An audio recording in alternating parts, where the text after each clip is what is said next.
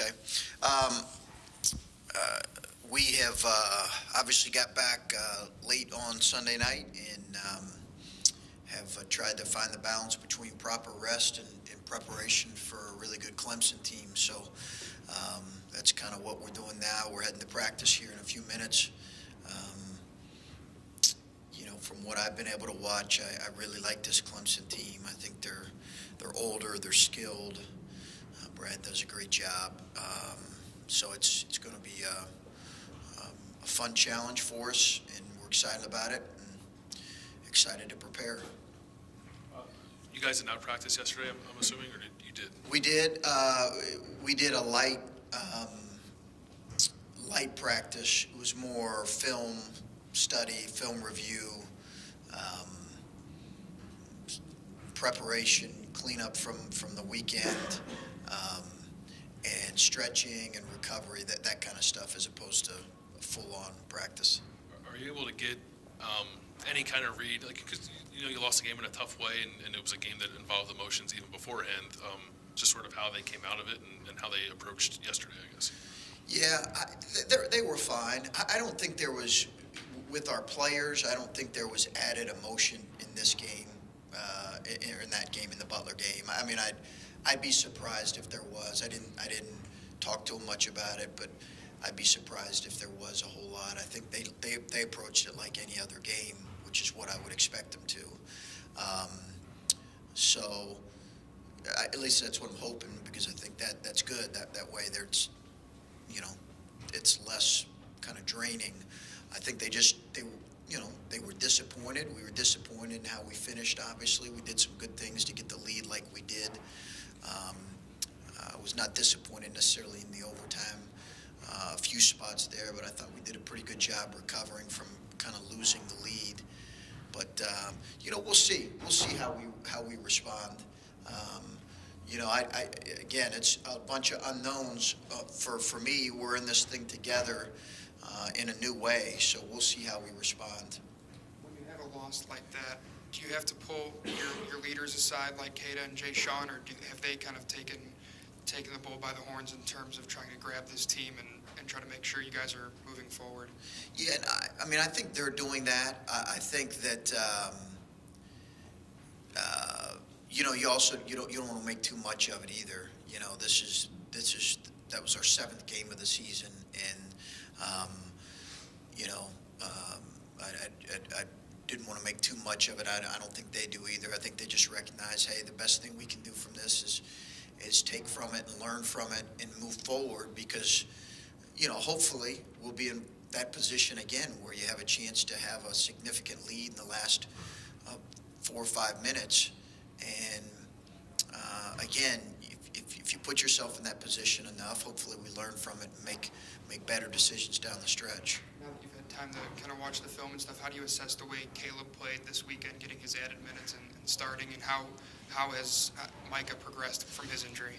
Well, we'll see today with Mika. Mika just didn't feel like, for whatever reason, it was bothering him more in the game on Sunday than the prior game. And I just think at that point, we weren't really wanting to test it, and we're trying to get him ready for this stretch here. So we'll see how he is today. He's doing rehab and treatment.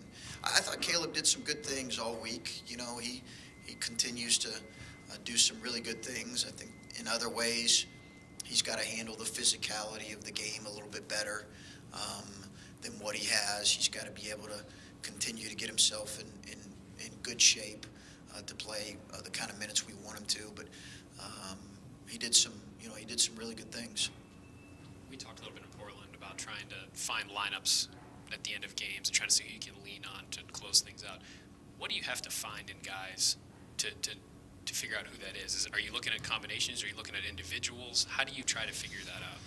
You're looking for poise under pressure. You're looking for guys that can play with their minds late in situations. You're looking for guys that can pass and catch and handle and make free throws.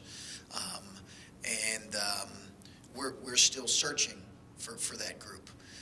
We're looking for guys that are, in those moments their eyes light up and they ready for it, and I think we've got guys like that. Obviously, losing JT hurt us a little bit there late, but I think we've got guys. But that's really what you're looking for in those situations, and it's been a real learning process for us as a coaching staff to kind of figure out who that is. And we've, if I probably polled all the coaches, they'd probably come up with 2 or 3 consistent guys, but the other 2 or 3 guys would be all over the map. So we're yet to figure out who that's going to be, but we need to. Looking at the last 2 games, you played CJ and Andrew together more than you had at any point this season. Is that something you're feeling more comfortable with going forward? And it's important to have 2 primary ball handlers out there at the same time? Yeah, I think we did that late because we did have the lead in the last, 10 minutes in both games. And having 2 ball handlers helps us. But I also thought Cam gave us some quality minutes, and Musa will continue to play in the backcourt some as well. So I don't know that that's a lineup that we're gonna do predominantly. Again, we're looking for what our kind of closing lineup will be, and it may not be the same every single game, but we're trying to figure out what that's going to be. And you're trying to balance ball handling and poise under pressure, and the ability to also score and yet get stops, and what's your best defensive lineup, and those are questions that we're continue to find answers to. You had talked a lot about leading up to the season, possibly using Jay Sean as your number 2 point guard or secondary ball handler or whatever. Have you had to do that, or have you done that less maybe than you anticipated doing to this point? Yeah, I think so. I think I have done it a little bit less than what I anticipated, and I don't know that that's going to continue to be the case. But we've played him almost. I think some of it is we've played him almost exclusively at the wing spot at the 3, and we don't have great depth there. So he's needed to be playing that position. He's probably playing 80% of his minutes at that position, maybe more than that, probably more than that. So I think if we had a little bit more depth there, then I might want to slide him. But I do think we'll see him more at the point than what we probably have. And then with CJ, I guess in general, assessing the weekend, he had to go up against some really good guard play, especially Gonzaga and Butler. How do you think he came out of it? How do you think he handled the test, especially against those 2 teams? I think it's good in spots and not so good in other spots. You can't have 5 turnovers in the first half. His decision-making has to improve. He knows that, and I believe it will. But I thought he obviously played a terrific game all around against Stanford. But I think the athleticism of the guards from Butler bothered him a little bit, and not just him, bothered our backcourt. It's a pretty, that group is a pretty athletic, defensive-minded group. So that's, that's not all on him. We've got to try to find some ways to free him up. But I thought more than anything, what came out of that was a great opportunity to kind of learn and see what high-level competitive stuff is. And I was really pleased with some of his moments. But we've got to find a way to take care of the ball at a higher level. That's something I said going into the season. It's something we talked about after every exhibition game. It's something we've talked about. That cannot, I've said it, we cannot be in the 200s like we were last year and expect to have any kind of a quality team. It's just not going to happen. So all of us have to work to try to do a better job with that. Coach, you mentioned that Mika's injury seemed to limit him during the games. Do you think that that's going to be something that keeps him out of the starting lineup on Wednesday? Yeah, I haven't. I'm going to see in practice here, get a feel in practice here for how he's moving and how he's playing. And I think our lineup at the 5 will be pretty fluid.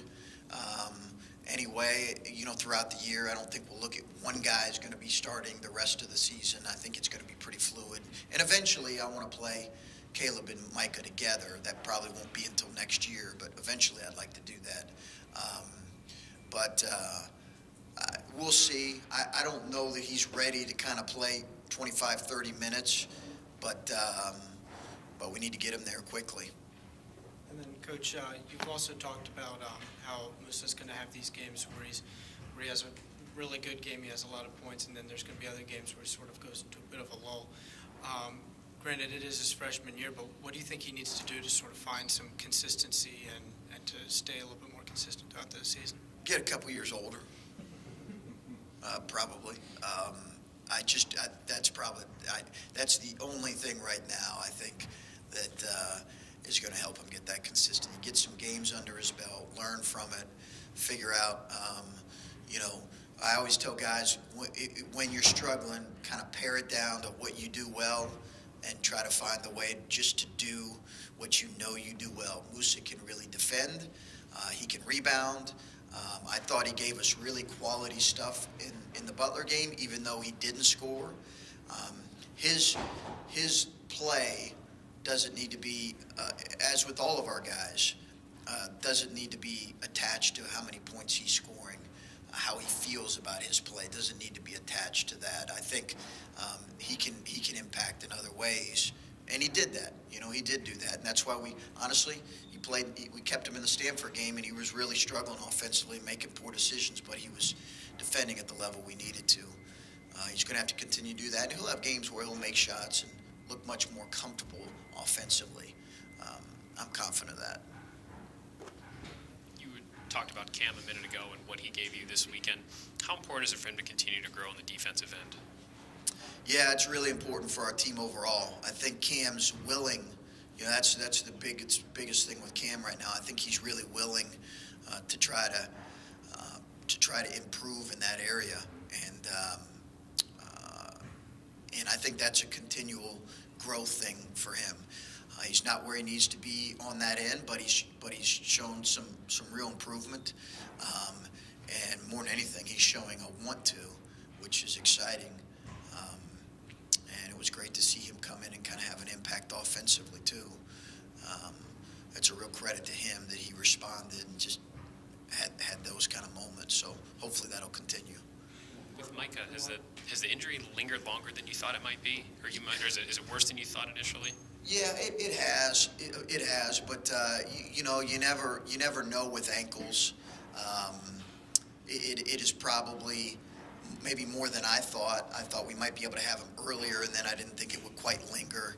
But those things they're different for every player, and they can linger longer than you'd like for him to be, and I'm sure he's frustrated with that. 3 games in 4 days probably doesn't help with that either. Yeah, that didn't help, and he just does. You could tell he didn't have the kind of lift or explosiveness that he kind of needs. And I just told him at the second half, I asked him how he's doing. He said it was bothering him. I said, hey, we'll just sit you out then the rest of the time here. Obviously, we would have liked to have had him, but I thought Katie and Caleb did some good things in that position. In the first half of the Butler game, one of the things that the defense seemed to do very well is limit Butler's success from three. And going into a game against Clemson where the leading scorer is close to 50% from three, is that kind of one of the focuses that your defense will have going into this game on Wednesday? Yeah, they're really skilled. They have 4 guys out on the floor that can really shoot the ball. They were outstanding offensively last year. And good defensively as well, but they were I think they were top 30, 35 in the country in offensive efficiency last year. This year they've got most everybody back.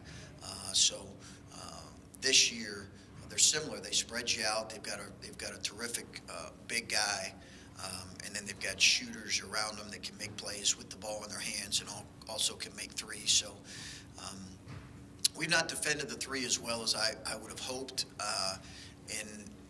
Overall, we've defended well. We have been pretty solid defensively. I wish we would defend the three a little bit better, but that's going to certainly be important tomorrow. Just one more thing. You guys have done a lot to engage the students for this game.